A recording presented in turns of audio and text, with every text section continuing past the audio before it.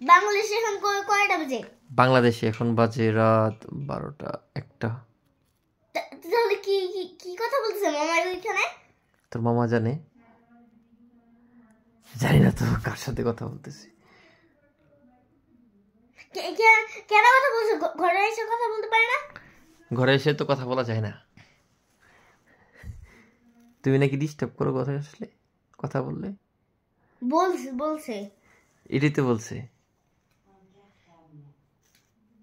নাকি না? তো ওরে আসলে কি করতে হবে সেটা বলো। আমি জানি না, আমি আজকে ওরে ঘরে ঢুকতে দিব না, সত্যি কথা। তোর মজ্জি মামার দিবে না করে ঢুকতে? না। ওকে, ওরে কি বাইরে রাখবা আজকে?